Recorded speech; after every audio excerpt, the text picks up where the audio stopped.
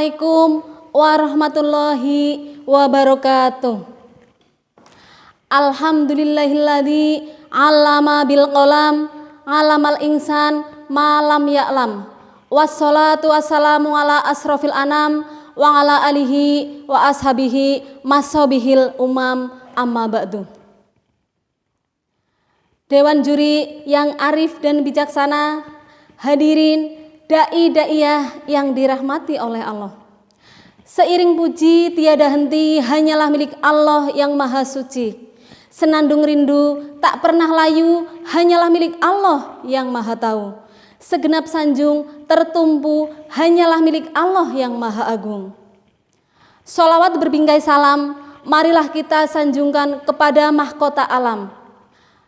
Pelipur lara di kala duka, penyejuk kalbu di kala rindu, penenang hati di kala tersakiti, yakni Nabiyana wa Habibana Muhammad sallallahu alaihi wasallam.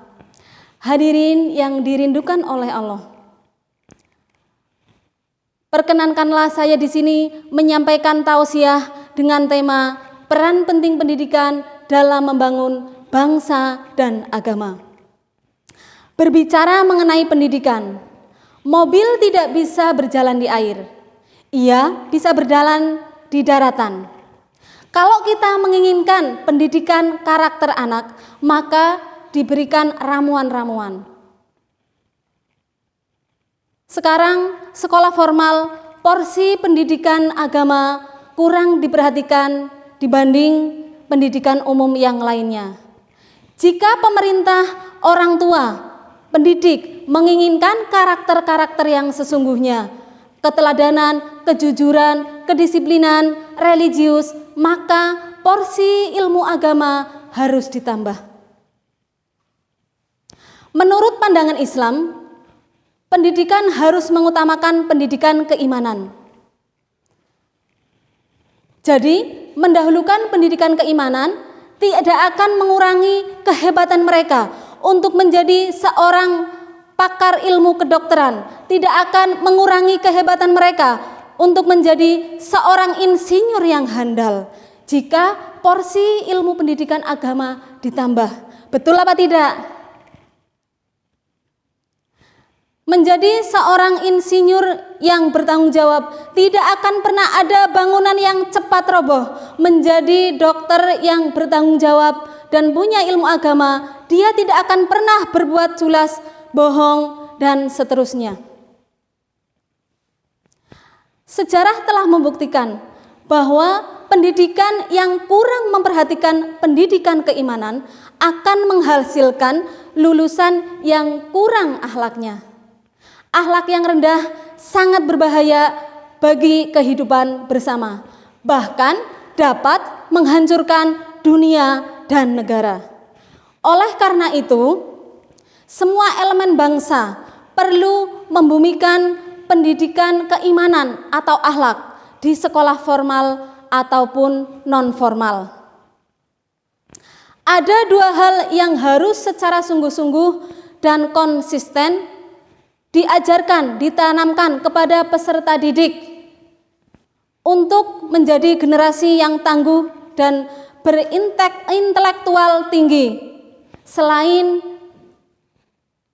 agama yang mengacu pada pendidikan umum. Yang pertama, pendidikan akidah. Pendidikan akidah ini sangat penting untuk mencetak generasi yang tangguh dalam iman dan takwa.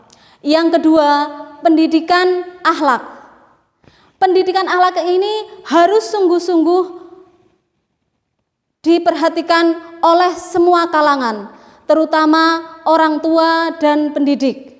Semua elemen bangsa, tokoh masyarakat, pendidik, orang tua harus mempunyai niat dan keseriusan dalam hal ini.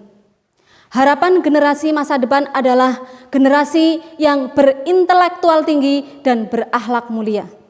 Menyeimbangkan ilmu pendidikan dan ilmu agama adalah salah satu upaya untuk memperoleh keberhasilan, kesuksesan dunia maupun di akhirat.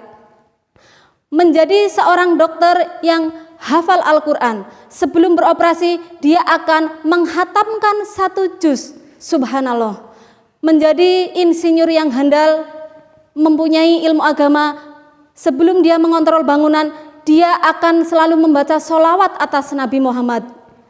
Subhanallah. Hal ini selaras dengan sabda Nabi, Bismillahirrahmanirrahim, man aroda dunya fa'alaihi bil ilmi, wa man arodal akhirata fa'alaihi bil ilmi, wa man arodahuma fa'alaihi bil ilmi. Barang siapa hendak menginginkan dunia, maka hendaknya ia menguasai ilmu. Dan barang siapa menghendaki akhirat, maka hendaklah ia menguasai ilmu. Dan barang siapa menginginkan keduanya, dunia dan akhirat, maka hendaknya ia menguasai ilmu. Hadirin yang dirahmati oleh Allah, demikian tadi yang dapat saya sampaikan. Bisa diambil kesimpulan bahwa untuk mensukseskan kehidupan di dunia dan akhirat perlu menyeimbangkan antara ilmu pendidikan umum dan ilmu pendidikan agama, dengan harapan bangsa Indonesia dapat mencetak generasi yang tangguh, yang handal, berakhlak mulia, serta berintelektual yang tinggi. Dari saya cukup sekian. Terima kasih atas segala perhatian dan mohon maaf atas segala kekurangan. Wallahul muwaffiq ila aqwamit thoriq. Wassalamualaikum warahmatullahi wabarakatuh.